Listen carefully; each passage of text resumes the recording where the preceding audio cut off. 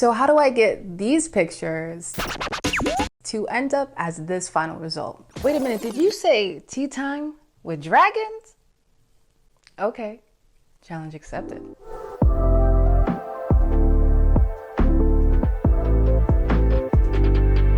Hey everyone, my name is Melody Nieves and welcome back to Envato. Now, if you have ever wanted to level up in Adobe Photoshop, then stay for this class, because we're gonna go over some pretty incredible tips while also learning how to use these amazing graphics from Envato elements. And if you're new to Photoshop, no worries. I'll show you the key tools and techniques to consider so that you always make art just like an expert. You can get unlimited downloads of design assets, templates, and fonts with Envato elements. There are millions of creative digital assets with simple commercial licensing, and you can cancel anytime. Subscribe now with the link in the description.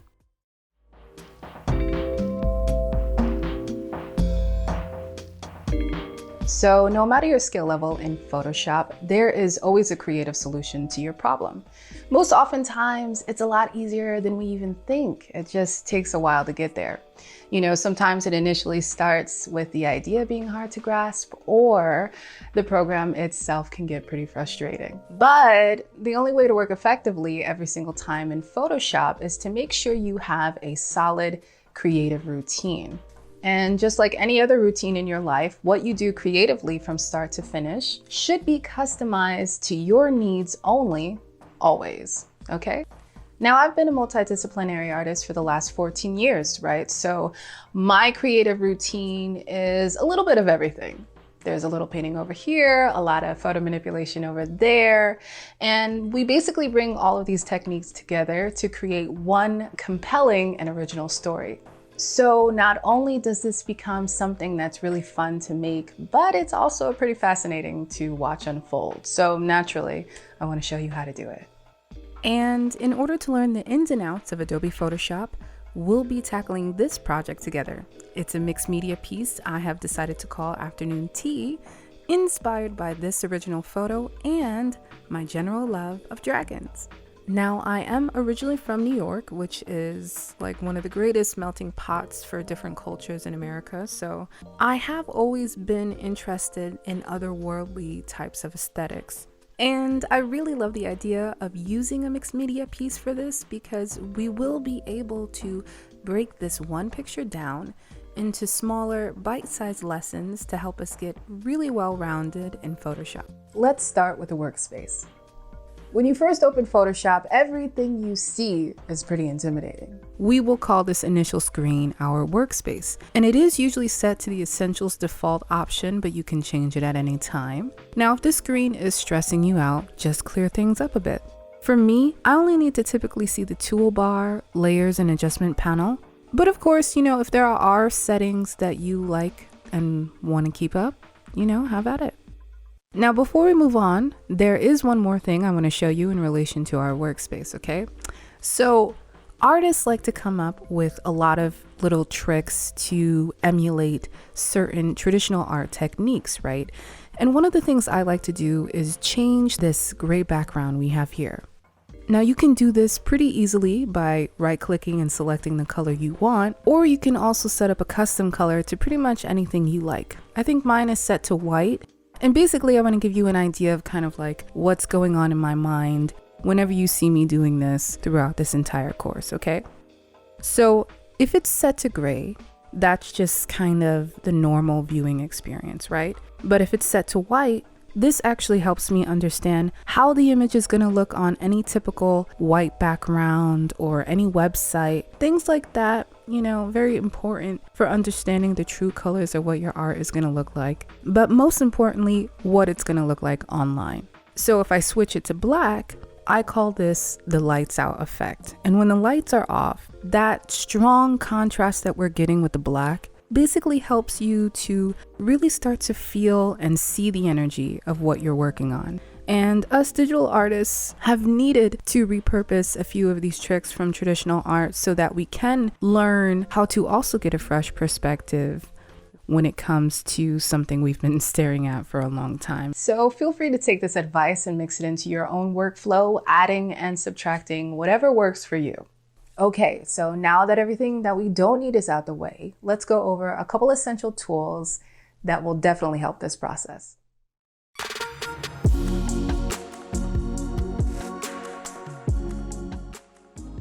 Now, if you remember, I have already mentioned how Photoshop can be quite frustrating, whether you are a beginner or an advanced creator. What I found over the years is that this frustration usually comes from not fully understanding how to integrate all of Photoshop's tools and settings into one thing, one great art piece. But it is perfectly fine to learn Photoshop in stages too. You don't have to be a full expert in one area to begin, exploring digital painting or photo retouching. You just begin at the stage that you're at. And when it comes to anything, especially with visual art, you can decode this process by finding your own recipe. So, what are your ingredients? My shelves are going to be stocked with basic Photoshop tools like the layers panel, adjustment layers, filters, and various digital painting tools. And for every single one of these that we have listed here, we're going to cover at least one aspect of using these tools in this piece today. So before we get to the art, let's go over these tools. Selection tools. I like to think of selection tools as kind of like digital scissors. So let's say you want to eliminate something like a white background. Well, the various marquee and lasso tools available in Photoshop are definitely useful. These tools help you extract backgrounds from images, isolate certain areas, and they allow you to explore what it means to have more creative control over your work. Layers panel. The layers panel is what I like to call the briefcase. It's where the main bulk of everything that is important in your file goes. So it's basically where all the action is happening. And with each new layer, your art begins to transform and evolves. My favorite aspects of the layers panel are layer groups for organization, layer blend modes to play with new and exciting colors, and layer masks for non-destructive editing. So a part of your growth creatively is realizing that the layers panel is so versatile that you really shouldn't be too rigid when it comes to your use of it. For instance, you can have as little or as many layers as it takes to complete that piece. So don't feel like you have to hold anything back. And for really long pieces like this, we are talking about literally like 50 to 100 layers easily. Adjustment layers. Adjustment layers tend to get a bad rap because the numbers and graphs make them seem so intimidating at first. But what I want you to understand is that these numbers stand for the numeric value of the effect that you're making, right? So if you're adding a little blue or red to something, it'll tell you how much you're adding numerically overall. And typically speaking, for most adjustment layers, it's not really even about like knowing a specific number, but rather playing with these adjustment sliders until you get to the result you like. In the end, the panel is going to tell you the data portion if that's what you like. And you can use this as a mental note for later, or just to keep it as something that you can always readjust another time. Filters and the filter gallery. The filter gallery has been around in Photoshop for some time now. Even with all the newest additions and features, you might forget how useful these original filters really are. For instance, if you like to mimic a traditional art texture or fabric style, you can always experiment with these different filter effects or even layer them for new ones. You're going to see me use the filter gallery in this course to add more texture to this traditional clay pot design we have going on. This is going to be for the design of the teapot, but I have also used the filter gallery to emulate certain textures like jeans or different painting effects and just really cool and different textural details. Now for the digital painting tools. When it comes to digital painting, many people only look at the normal brush tool as the official tool for digital painters. But any tool in Photoshop that allows you to use a brush becomes a painter's tool as well. And I definitely include the clone stamp tools, dodge and burn, and a few others into this list as well. But generally speaking, I keep my brush kit pretty simple, often only using Photoshop's legacy brushes. You can always download new Photoshop brushes, of course, or you can even create your own to mimic any style you need. For this tool, I definitely recommend getting a pen tablet, using the pen pressure option, and keeping your opacity level always in the mid to high values for cleaner lines. But digital painting is a lot more than just the tools. It's also about nurturing your patience. And for beginners, one go-to technique you can use is to paint a little color, then use the eraser tool to diffuse the edges. Repeat these steps with more colors, and your work is definitely going to transform into a realistic masterpiece. And remember, you can always come back to this course at any time to go over these lessons. In the next few steps, I'll show you how to integrate these tools into your Photoshop routine.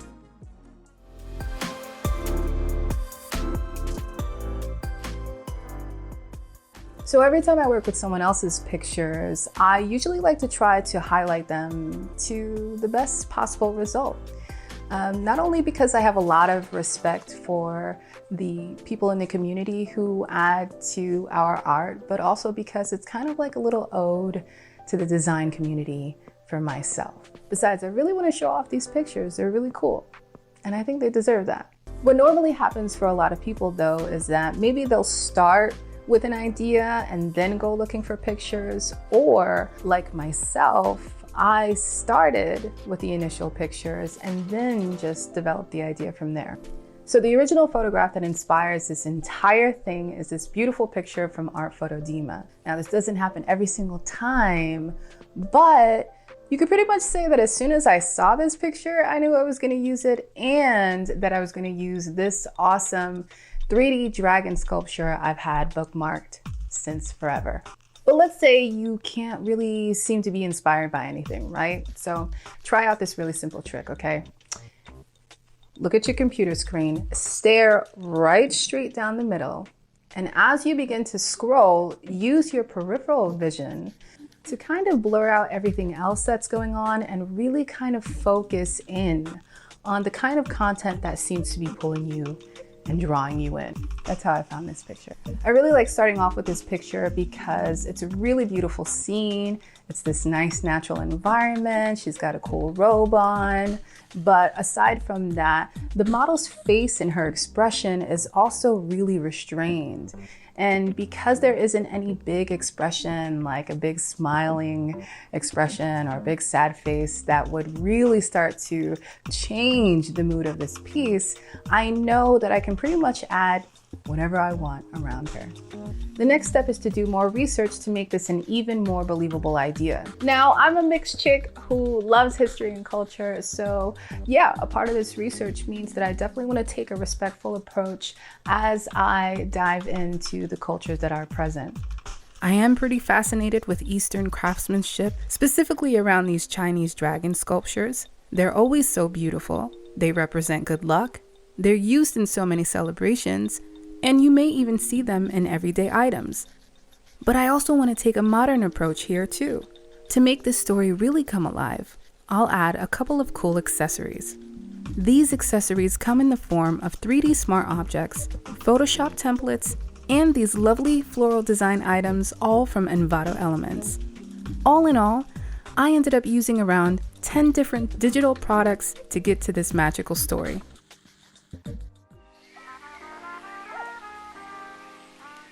So we have learned a little about Photoshop.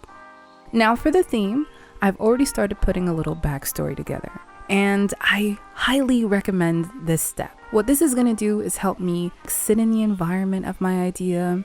That way I can really start to channel the feeling and all the different energies that I want to give to the viewer. So for afternoon tea, this is a story of two friends. This lovely model and her dragon friend. I don't really know their names, but they're both just enjoying a cup of hot tea on a breezy late afternoon day. And you know what? That's it. That's the complete basis of this entire visual story. Now, I just have to make sure that everything I do from here on out reflects this simple idea. So remember, because it is a mixed media piece, We are going to be pulling off these crazy transformations by focusing on character development, adding accessories to this environment, and even making a complete wardrobe change to make these two friends really shine. My colors are going to be a rich mix of green and gold with colors inspired from everything from Chinese dragons to the never-ending story and my favorite good luck dragon, Falcor. Now that we have that settled, let's get ready to set up the file. So everything starts with the initial art document setup. I already have an idea of what it should be. We just went over the theme, right? So once I have that idea in mind, I can jump right into Procreate on the iPad and draw up a really quick thumbnail. And the great thing about other programs and working with other programs is that sometimes they include Photoshop compatible features. So you can draw in Procreate, then save it as a PSD file and pop it right into Photoshop when you're ready. So because I've already drawn this thumbnail, I know immediately that I'm looking for a portrait orientation. You'll need a high resolution file to print the best quality in person. I'll be creating a new file by just pretty much repurposing the one that we already have with this original photo. But just to make sure, I'll go to image size and look over the settings real quick to make sure everything is what I need. Surprisingly, once you turn the pixels to inches, it is exactly what I wanted. 16 by 24 inches with a high resolution of 300 ppi. This is basically going to ensure that when it goes to printing, it's not going to be all crazy, it's not going to be blurry or anything, and everything should basically look as clear as you have created it in Photoshop. So now I'll double click the background layer and add it to a new group. This group has no real function, by the way. It just helps me flip back to the original whenever I want. I like to do this sometimes because once you get into the zone, you kind of forget everything. So especially how far you've come. So if you can spare the extra file space in the beginning, making two separate groups for the before and after can really help your idea. Now I'll go back to the thumbnail, selecting and merging all the layers the drawing is on before using the rectangular marquee tool to copy and paste it into my new file. This sketch will go on a new layer in the new afternoon tea group. I'll create another new layer, filling it with white, just so I can see the sketch better before resizing it with the free transform tool.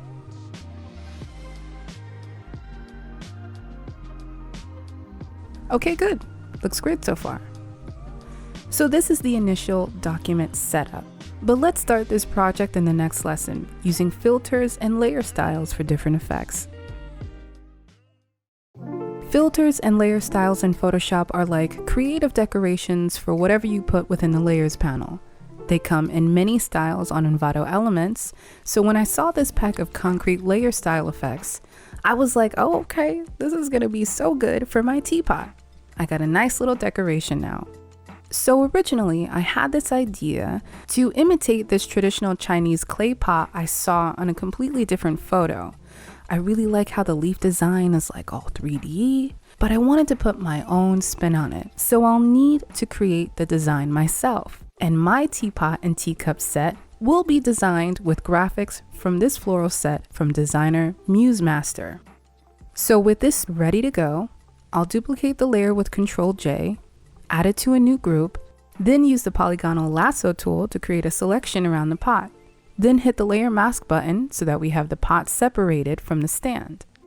So if we're playing with a design that already looks like concrete from the concrete layer styles pack, then I also want to try to add more texture to the teapot. So I'll go to Filter, Filter Gallery, and start with these settings for the neon glow effect, then add a second and third filter with these settings for accented edges and more neon glow. Initially, this is going to change the color of our pot, so I'll set the layer blend mode to soft light so that it helps to accentuate the pot's texture even more. Now I can adjust this layer mask so that it's not overlapping the wooden stand too much. When you're ready to decorate the pot, open up the PSD for the concrete layer styles. We just want the effect by itself, so you can hide away all these extra layers. You won't need anything like the background or even shadows, for instance, because we're going to be replacing all of that and just focusing on the smart object with the original design. Double click the smart object to get to the I Love Concrete text layer. Hide that layer, then copy and paste any floral design you like right into the middle. Resize it to fit your preferences, and remember to save this file in order to lock that update in. When we close out of it and go back, now the text becomes our floral design because of this awesome concrete effect. And I think it's going to be pretty perfect for the teapot. Then right-click to merge visible so you can copy and paste this concrete design over the pot. And once it's pasted in, all you have to do is resize it with the free transform tool using the move tool and arrow keys to get the position just right. It's literally like you're designing furniture, you know? So this step is really cool, and it helps you kind of step into your environment with more authenticity. It's like this really exciting way to mix traditional and modern looks together. So I'm going to stick with this look, I think, but I did make a couple of extra layers to try out some other ones. Feel free to let me know which one you would have chosen from these different options. So I have settled on option 1 for this floral design. Now I just need to color it. Add a new adjustment layer of hue and saturation to the group with the following settings to make the entire teapot and its stand this rich, darker brown color. Again, you can see what the other floral options would look like, but I'll be sticking with option 1. Then use the lasso tool, making a selection around the pot, and hit hue and saturation again to add another adjustment layer, this time only affecting the pot. So lower the saturation so that it's more contrasted against the stand.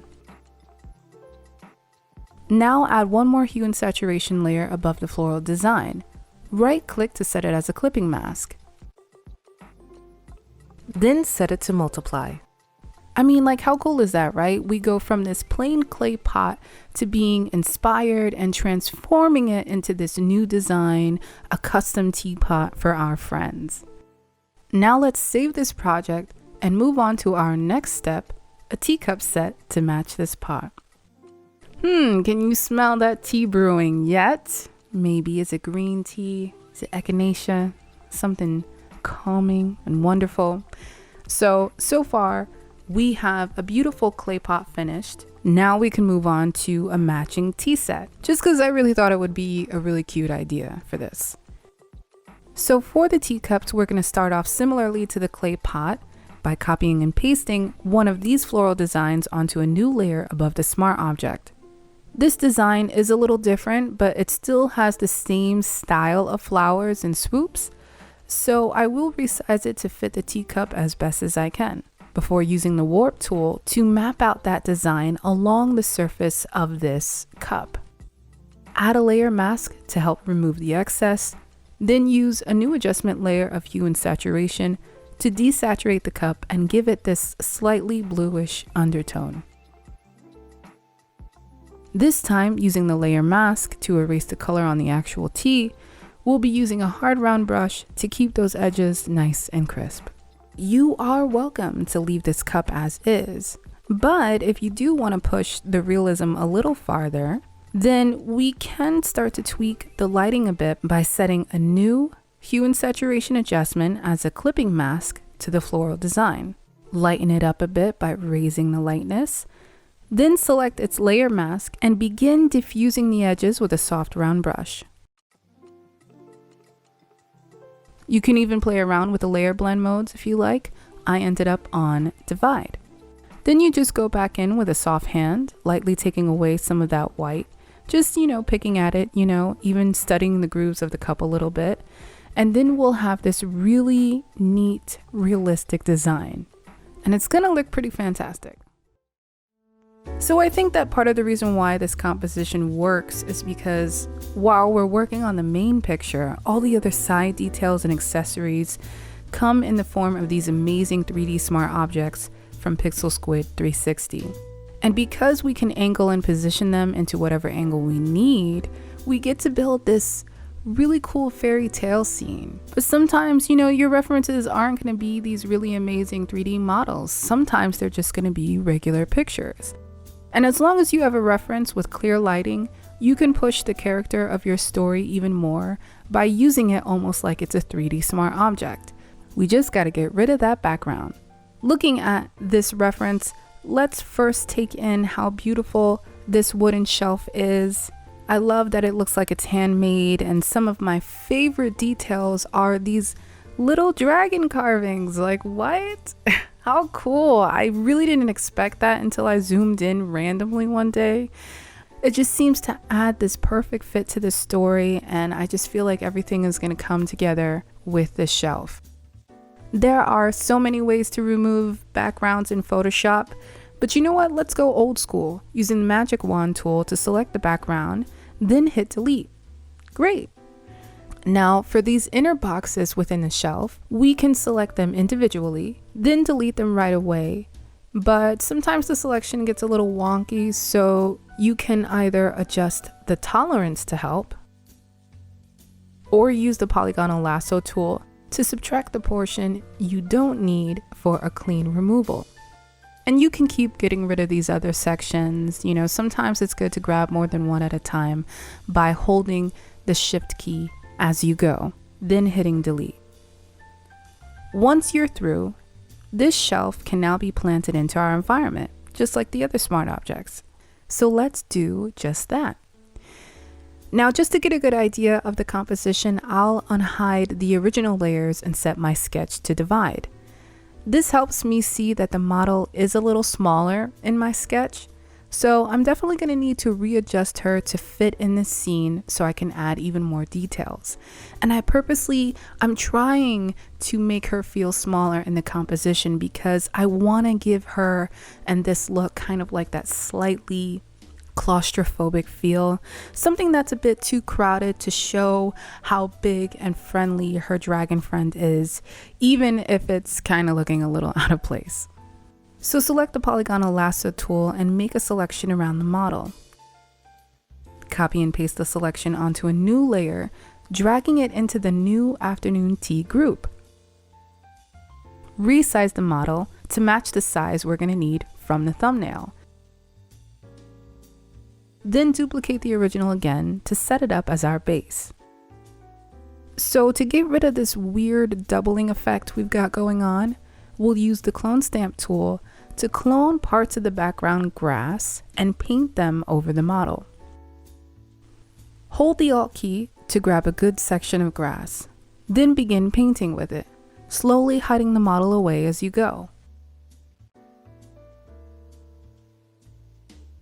I'll do the same for the bottom and the lower stones spilling out. And what's great about the clone stamp tool is that you can always change up this reference for the paint. So make sure you're grabbing a good handful of grass you don't mind repeating and switching it up every now and then. This is also when I start to organize my layers a bit. I'll try to section off some of these details to help structure my process a little bit, and you can even color code these layers for more organization. Now that I have a group for each section, I'll copy and paste the garden lamp into the lamp group, resizing it with the free transform tool and finding its sweet spot for the position. Here I'm going to be using the move tool along with the arrow keys. Then I'll do the same with the shelf, copy and pasting it behind the model, resizing it, and placing it behind her so that it's a little further in the distance. To fix some of this overlap that's coming in from the model, a simple layer mask can help you take it away. Or if you notice some unwanted areas, just use the polygonal lasso tool again to select and delete it.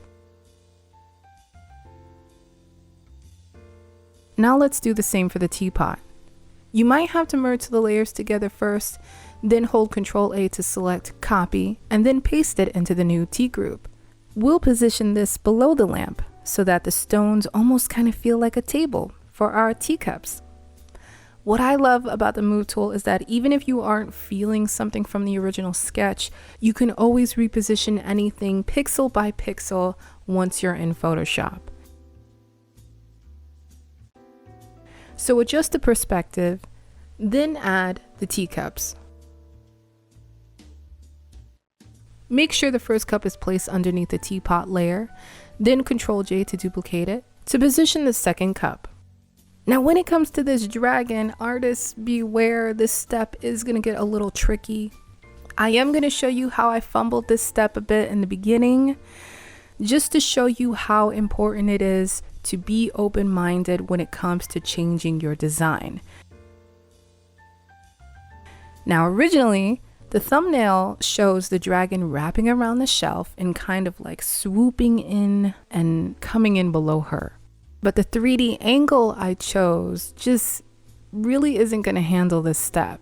So if you want to watch this step and how I work it out a little bit, you're going to see that even as I rotate and reposition and even cut up the dragon a bit to try to figure out how am I going to achieve this body language that I'm going for, it just doesn't seem to be working in the end. And it's not that it can't work at all, but for what I'm doing in this course, I don't want to confuse y'all with these acrobatic angles. So I'm just going to copy and paste a normal dragon in, flip it, then isolate the head on its own layer. It looks a little intense right now, but chopping off the dragon head is gonna allow us to adjust the body language of this piece to show that the dragon is in a more vulnerable and familiar state to its master, its dragoness friend. Then I'll just add a layer mask to remove the ball from its hand.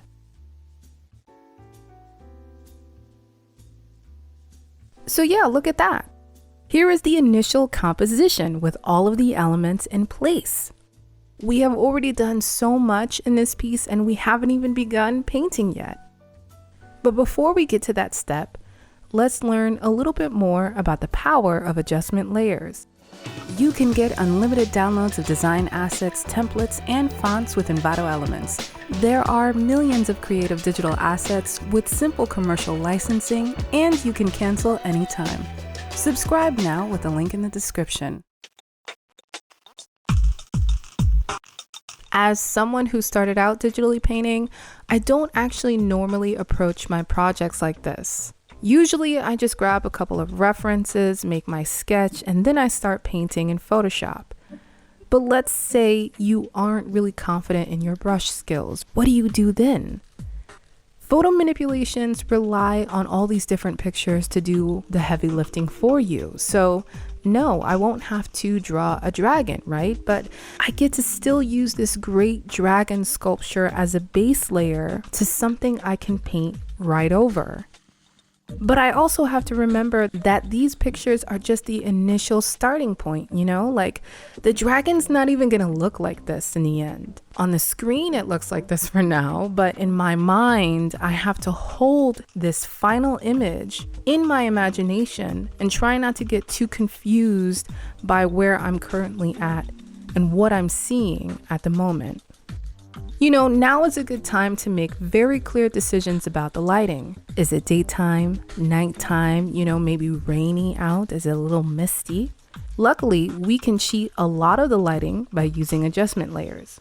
This next step will color correct everything so that all these pictures belong to the same environment. And adjustment layers like hue and saturation help me get the lighting as close to what I need as possible. Then we won't have to paint as much in the end. Let's start with the shelf. Set a new hue and saturation adjustment as a clipping mask to the shelf. Lower the saturation and lightness, and help hide the shelf into the background a little more. Repeat these same exact steps for the other smart objects, according to their position to the light source. So remember, I've decided on a late afternoon day, pretty decent temperature, you know, maybe it's not too cloudy out. So what this means is that this garden lamp really gets to be a highlight in this piece and light up both friends. So with each object, I have to lower the saturation to take away any overly obvious colors or warm tones, like the oranginess of the shelf. Then I lower the lightness to show that this garden, this open space, is full of trees that would be casting a lot of different shadows and making the environment seem a little bit more dark, maybe even chilly. I'd say a good, 55 degrees Fahrenheit, 12 some odd Celsius degrees outside, hence the socks she's wearing, right? Okay, so now we can recolor the dragon.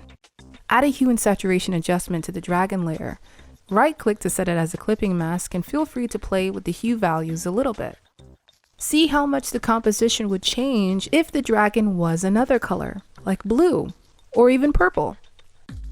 I'm going to go with this bright, saturated look for now. Then use a hard round brush to remove some of the saturation to reveal that original color underneath. Let's move on to the robe. Right now, she's got a great natural, almost kind of like a Treyu vibe going on, but the brown is definitely too distracting. So just like before, let's recolor the robe with a hue and saturation adjustment. This time, I've used the polygonal lasso tool to make a selection around her robe so that when I add this hue and saturation, only the robe is going to change its color. Let's go with this beautiful hunter green. So I'm not really feeling this color for the cloth, for the rope tie. So I'll mask away the effect on it and just kind of clean things up a bit for a more realistic look. Now let's get to a couple of more accessories. To fill the scene out even more, I've extracted the flower portion of this peony, pasted it above the model layer, and adjusted the size to fit her hair. A simple mask can take away any excess, but the eraser tool works too. By the way, peonies are a really great symbol of richness and honor in traditional Chinese culture. They'll add a nice, delicate aspect to this strong dragoness. I also want a little more light in this scene, so I'll extract a portion of this candle to fit onto my shelf. Then use the marquee tool for added decoration by filling a selection in with green. Continue fixing the masks. There's going to be a lot of maintenance to go, so just take things slowly. I am definitely not feeling these socks. They're a little too bright, so right now I'm adding the mask back to the socks because I want to recolor these later with a more saturated color. Okay, so let's go back to the robe for now. While I don't mind the white robe, I also want to incorporate a lighter green, almost kind of like a lime green into this scenario. I think it would be really beautiful. Select the model layer and hit the layer button to automatically clip it. Zoom in to get a clearer view, then use the rectangular marquee tool to make a selection around the entire thing. Hit the hue and saturation adjustment layer and adjust the colors until you get a similar green with a little more yellow in it. Then use the layer mask to clean up the edges with a hard round brush. Do the same to the socks. Get a really rough selection with the magic wand tool, then clean it up a bit by adding a bold green color. You can also adjust this color by lifting up some of it with a layer mask. Okay, let's keep going. We are going full fashion maven on this piece, so feel free to add on to this adjustment by also recoloring the cuffs. This time I'll set a new layer clipped above the rest to overlay to darken this color with more green. Okay, she's looking a little fancy. I like it. So let's add a few more details and really make this robe feel like something she personally owns. Use the lasso tool to create a new collar and hold shift while you make the selection to complete the other side. Then we can fill it with the same green color from the rope. We'll get back to the hair later, but so far she's looking pretty coordinated. So what can we do about her friend?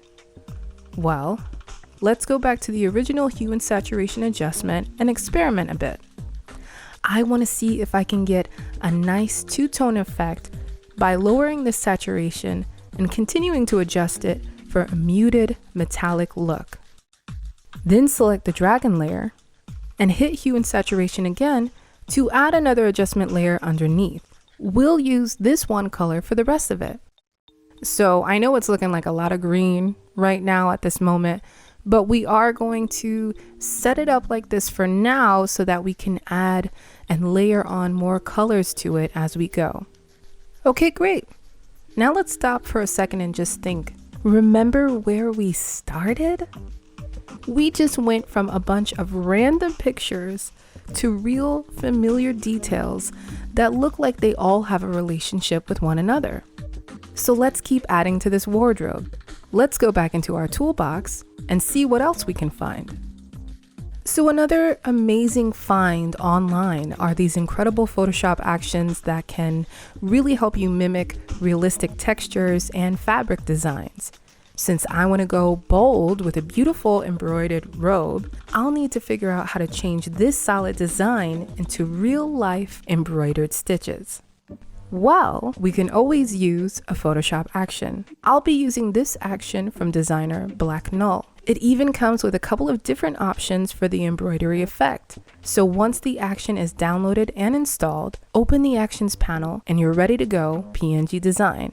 All we have to do now is select the effect we want, then hit the play button. Depending on how big the action is, you might have to wait a little bit or click out of some other quick prompts.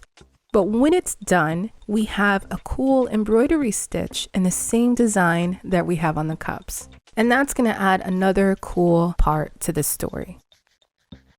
When you are ready to add it to the composition, just copy and paste it onto a new layer. Then Ctrl-T to resize it. With the layer selected, go to Image, Hue and Saturation, and adjust the color directly on this layer. I'm going to match it to the lighter green we've already got going on. I'll also be building the robe with a few copies of this layer, pretty much trying to create my own fabric pattern with this flower design.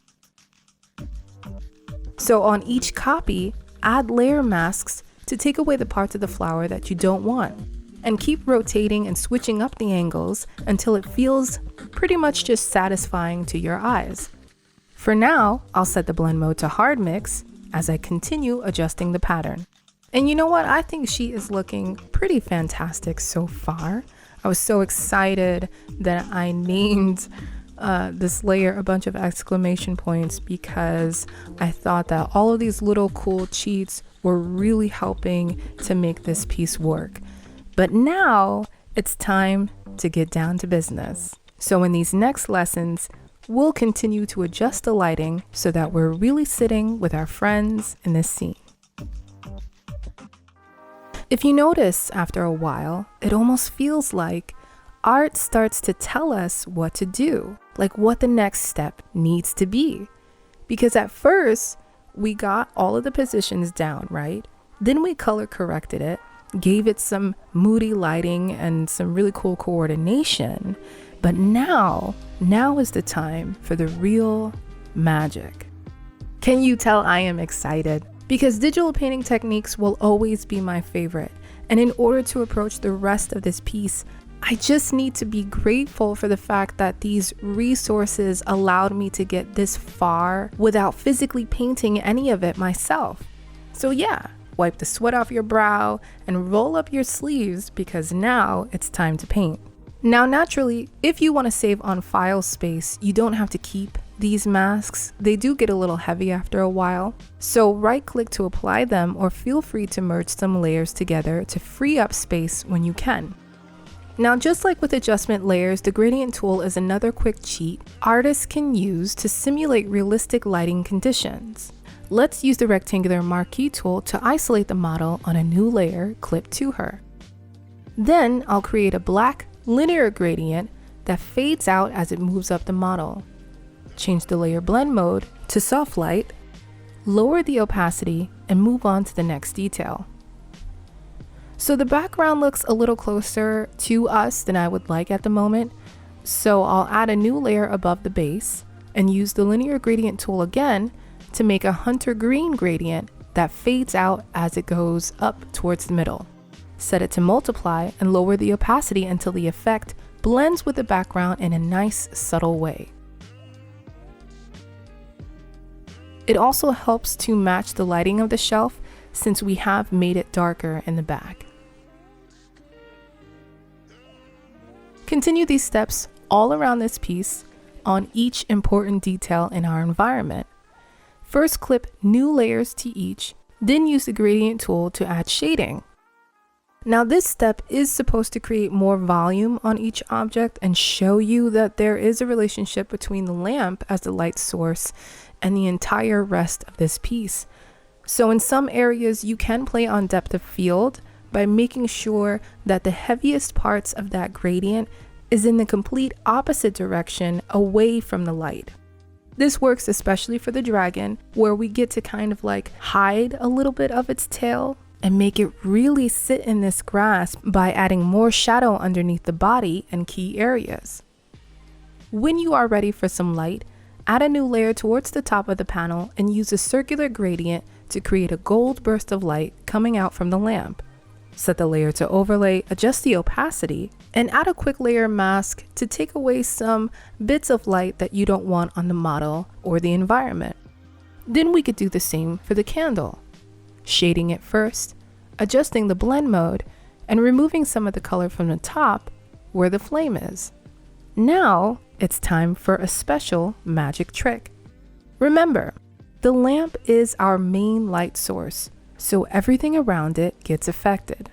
To show this better, select the layer mask from the hue and saturation adjustment we did earlier on the dragon.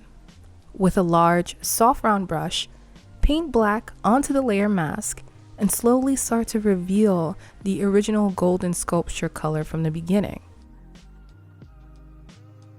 I freaking love this step, because we are totally cheating with the adjustment layer.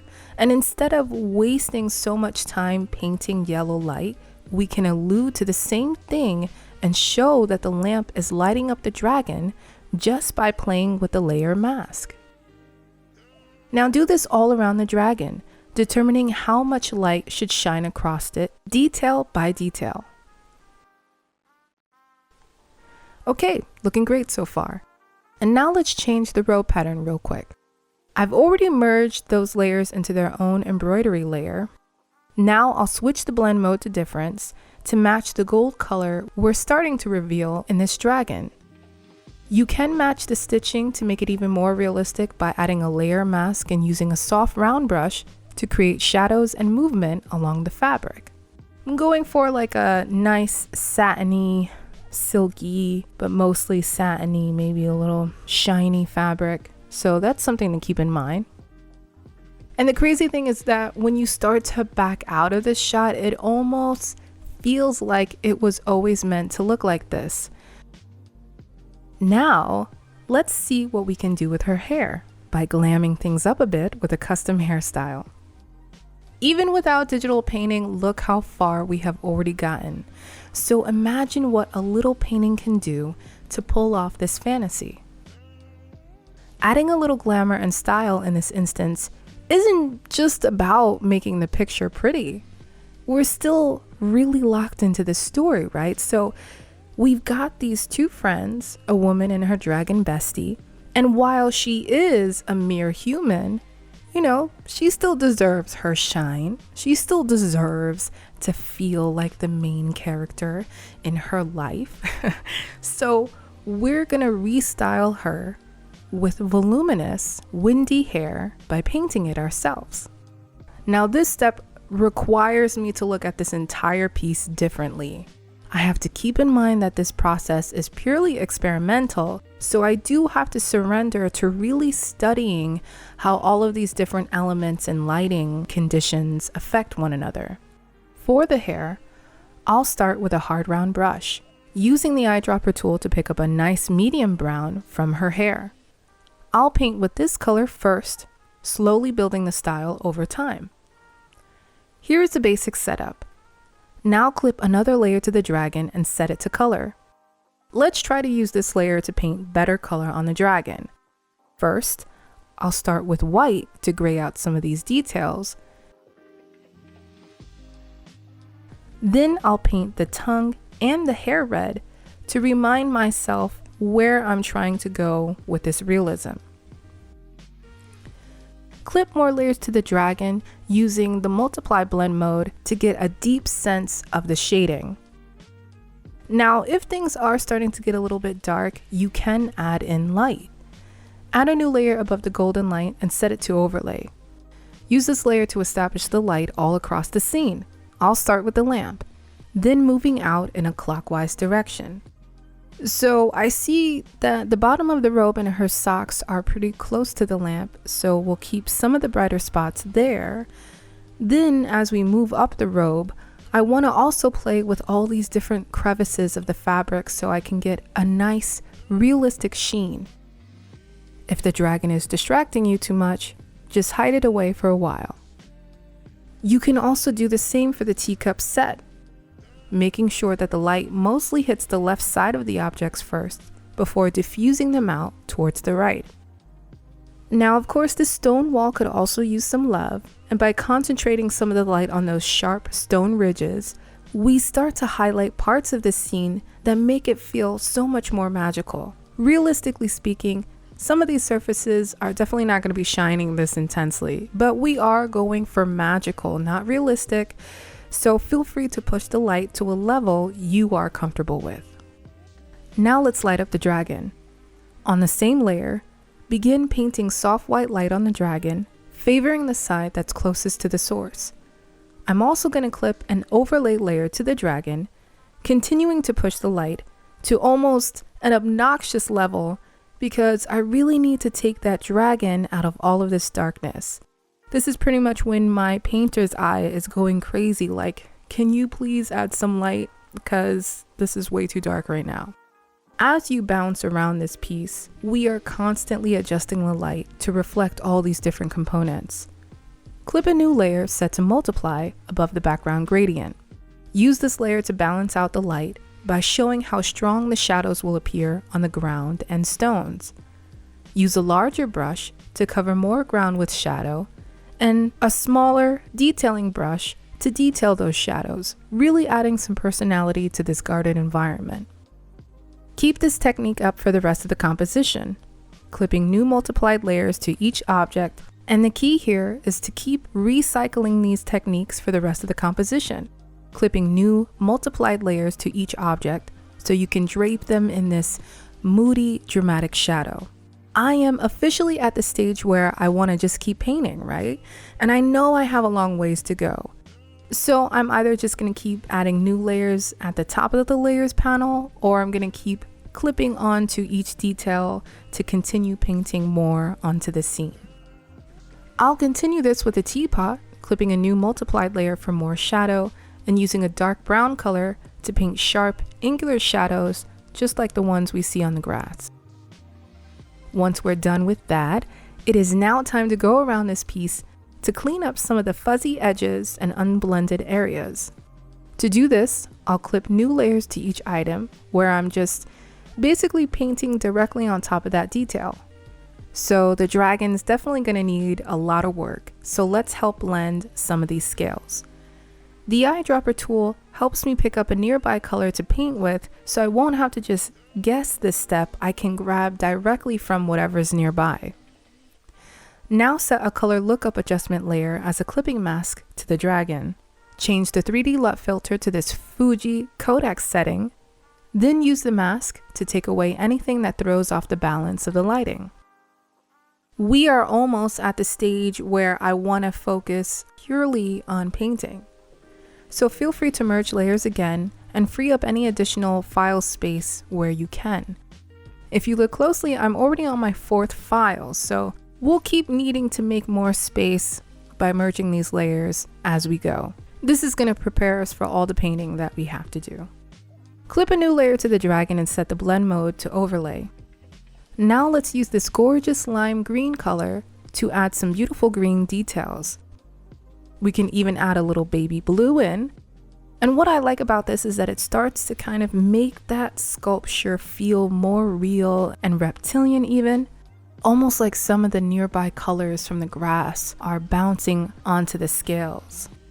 By the way, if at any time you paint something and it feels like the wrong color, just go to Image Adjustments, Hue and Saturation to change that color to the one you prefer on the same exact layer. Environmental light means everything, and it's going to mean that colors from every object in this scene bounce off of one another. So feel free to add more paint layers to the model, painting golden light onto her hair and robe, and focus the light around the edges of her to really make her pop. Merge more layers together as you work on refining the environmental light. For the shelf in particular, I'll just grab nearby green colors to diffuse the edges of the shelf. If you notice, I have left a little of a light spot open towards the top where the candle is sitting at the moment to show that there is more light coming from that side due to the candle. Do the same for the lamp and teapot, adding some green to the edges to show that everything's surrounded by grass too. You can even go back to some layers and keep adding shadow to the ground, this time a golden one, to balance out all of the dark grayish shadows we've been working with so far. When you're ready to move on, we'll shake up this design with some really exciting colors. So far, we have done pretty well with a few basic digital painting techniques. But to really make this dragon come alive, we'll need to push the envelope of these colors even further for a truly magical effect. All I know right now from a quick assessment is that it's definitely too dark, even though we've already applied so much light. And what I mean by too dark is that these little dark ridges that would normally show up in a metallic sculpture, what they do is they create this 2D effect that makes the hair look almost fake, because in actuality it is. So I'm gonna need to make it look real by painting directly on top of this. Set a new layer at the top to normal and grab a hard round brush that's pressure based to paint golden hair all around the dragon. Trace right over the beard, mustache, and brows, then connect the hair to the tail. I've decided to switch things up a bit, instead of going with these sharp, pointy bits on the back, I think I'm gonna go with just straight hair. Then set a layer to color dodge, and with the same color, brighten up the dragon's entire body with a soft round brush. You can start to extend some of that light outwards too. Then add a layer set to hue to add some new color. I'll be using the hue and saturation adjustment to help me find something I like. For the most part, these are the main colors for this dragon. Now I'm heading on to the blending stage. What I really need right now is to commit to a color scheme for this dragon so I can paint the base layers for the body and face. I'm going for a dragon with a realistic but almost like pearlescent quality to it, so I need to integrate some golden color into it. Doing this with a soft round brush will give it a really almost classical painting kind of vibe, which I love. And sometimes with this step, you have to paint over really important details even though it feels like you're going to mess it up, because I promise you won't. And since I'm already going for a painterly kind of style, I just have to keep the opacity low so I can still work on the atmosphere, because every character needs to look like they're truly in their position. So these soft stages, these soft brushy stages, help us play with the mood and energy of the piece with some nice silky texture. Now the key with digital painting is to never get too stuck in one spot for too long. So let's go back over to this section with the model. So every now and then what I like to do is set my brush to a higher opacity to paint sharp dots all over the place. Again, this helps with the atmosphere, almost like there are these little specks of dust that are catching some of the light coming through the leaves. These are the tiny details that add character to your work. Then we can start to incorporate that same light for the highlights in the hair. So I did go with a test run. I tried this out really quickly on another layer. So I'm just going to show it real quick. I definitely want to take her hair out from being in an updo, and I want to get this general body going on so I can make her hair a lot longer.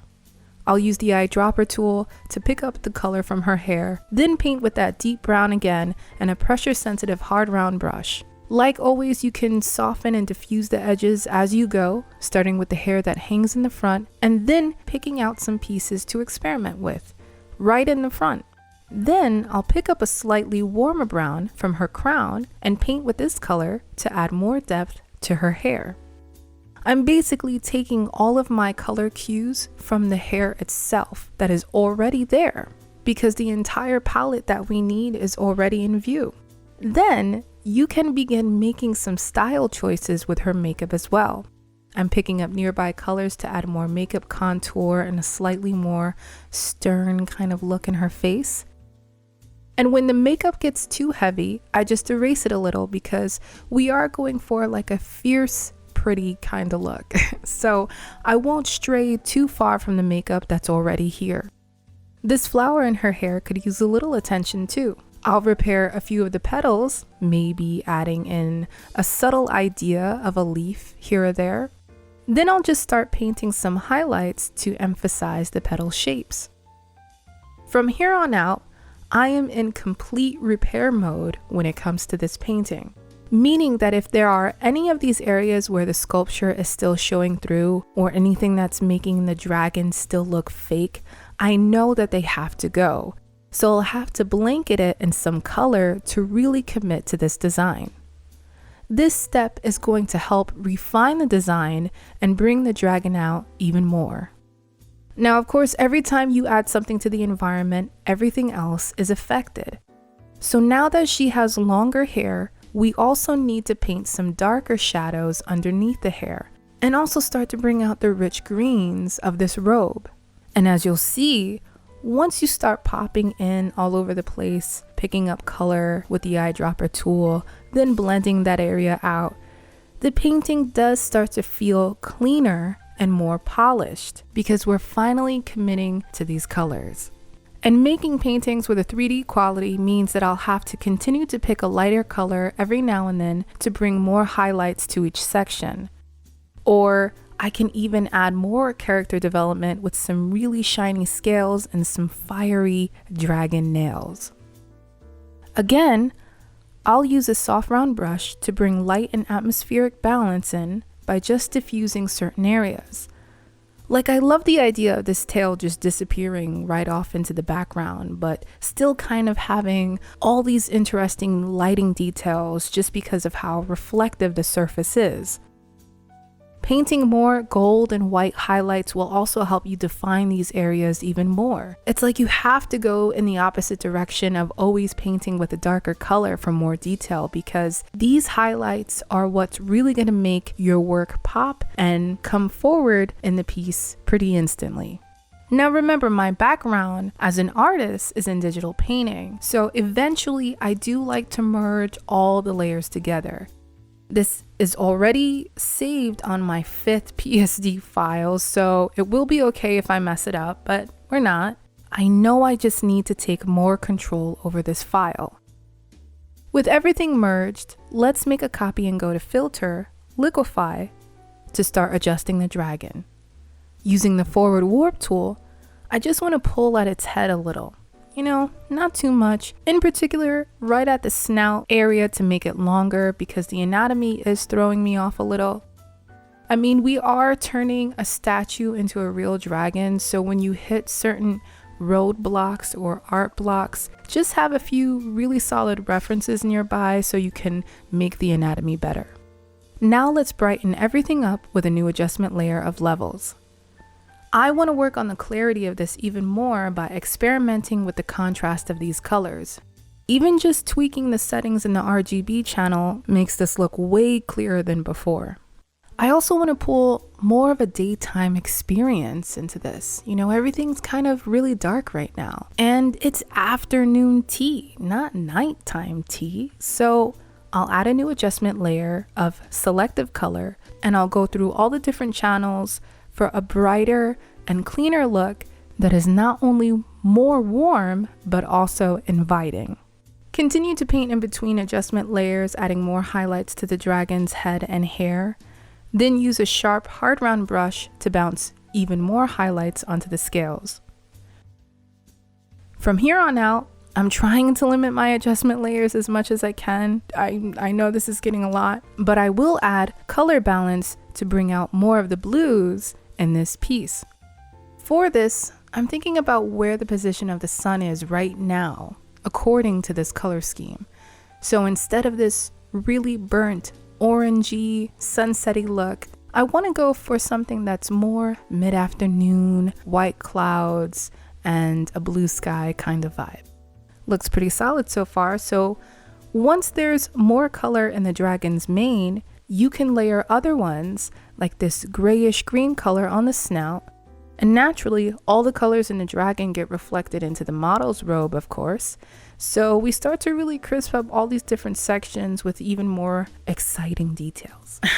It's literally just detail upon detail upon detail upon detail. That is what digital painting is. And this is when your understanding of light and shadow gets to really shine, because it's trying to maintain the balance of the two, as well as all of these soft and crisp textures that is essential for making this fantasy come to life. Now, don't forget to add some highlights on the other objects too, like some bright edges around the lamps and stones, because as we start to finish the dragon, we'll also need to finish the model. Color pick some of the highlights from her hair and start painting with them to flow along each strand of hair. One of the reasons why the candle is here is because I wanted to illuminate the model from behind, almost like a rim lighting effect. So after I've painted in some color from the flower, I'll pick up some color from this candle flame and paint golden highlights across the hair and flower. Less is definitely more in this step, or else she will start to look really glossy, like the dragon. And when it comes to painting, you know, most of your problems can probably be solved by asking yourself a lot of questions, especially if you need a hard-edged brush or a soft-edged brush for this step. Because as you start to get to these final stages of your work, you're going to need brushes that make really sharp, clean, and clear lines that will make the scene look really clear. Now, after a couple of hours with this dragon, I did decide to add a couple of more teeth to its mouth to fill it up. This is just a personal style choice. I don't want the dragon to look entirely menacing because I do want it to seem pretty friendly. That's why I'm also taking kind of really special precaution with the hair and the mane and the mustache to make everything glisten, very much feeling like a shampoo commercial, but it's gonna make this piece look great. When you are ready for more highlights, set a new layer to overlay and use a soft brush to paint more of these bright moments all around the garden. Maybe some of the light spills onto the stones near the shelf, or you can even go really crazy in the background, or the beard starts to get really glossy as though this dragon has like the best nighttime self-care routine. What is its secret? Now, even though the dragon already has this long whisker detail, I'm gonna paint some additional ones. And you'll see in kind of like the beginning, I wasn't really sure about this step initially, where to put them, how they should hang. But you can just keep readjusting this piece as you're painting to find what's going to work in the end. The rest of this piece is pretty much dedicated to the light, and the vast majority of your time is spent highlighting all of the different edges and different things in the direction of the lamp. So the teapot will definitely need some more highlights, as well as the teacups, and even the model's hands, robe, and hair. As I start to wrap this piece up, I'll add 2 more adjustment layers to clean up these colors real quick. First, a second levels adjustment layer where I add in even more reddish tones. Then a simple curves adjustment layer where I play with the RGB, green, and blue channels for a little more clarity. In the final stretch, I am still painting and picking up colors, so saving a really sharp brush for the last highlights and details will help make all these characters pop. I'll also make another new layer set to overlay to beef up these pockets of sun that are coming into the background. This lights everything up in a way that's more compatible with the afternoon theme. And these little specks of lighting here and there have a really great way of creating this visually satisfying feeling for the viewer. Once you are finished, your work is no longer a mere photo manipulation, but an entire mixed media piece full of story and wonder. So that's it. Here is the final look. I really hope you all enjoyed this class. If you would like to stay around for a couple more minutes, we're just going to go over a quick recap of everything we've learned.